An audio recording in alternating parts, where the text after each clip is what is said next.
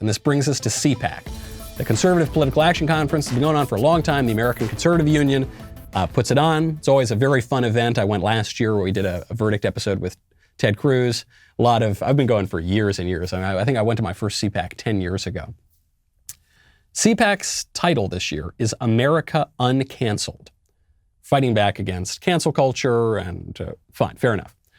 But they just found out that one of their speakers, this guy, Young Pharoah, who I don't know what he does, but I don't know, he's like some pop culture guy or something.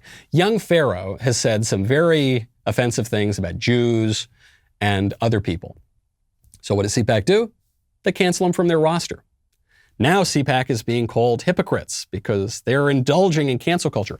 I don't think CPAC is being hypocritical at all. I think it is the shallowest, stupidest read of the term cancel culture to suggest that you can never have any standards at all. I think it is that kind of a shallow interpretation that has allowed political correctness to advance for decades and decades. And actually, if you believe the argument of my book, it's been advancing for about a century.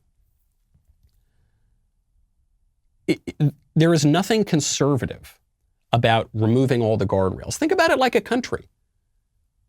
Think about it just like a country. A country needs borders. That was what Merrick Garland finally acknowledged that Joe Biden thinks about. He says, well, look, he believes that it's a country that has borders. All countries have borders. And what borders mean is some people are in and some people are out. A certain area defines what the country is, and things outside that area, that's not the country. The same thing is true in our philosophy. Do you think if CPAC invited someone to speak, forget about, anti-Jewish comments. Let's make it even more basic than that. Some guy gets invited to speak at CPAC, and then in between the time he gets invited and the time he speaks, he becomes a liberal Democrat.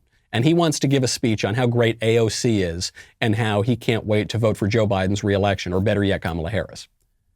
Do you think CPAC has an obligation, in its opposition to cancel culture, an obligation to put that guy on stage? No, of course not. If anything, CPAC has an obligation to take that guy off the roster, because this is the Conservative Political Action Conference, and conservatism stands for something. We're debating what that stands for. But we absolutely must define it. And actually, the cowardly unwillingness to define what conservatives stand for is what has made us lose many, many, many times over the past several decades. If you enjoyed that video, be sure to hit the subscribe button so everyone wading through the wasteland of YouTube knows that we have got the absolute top content out there.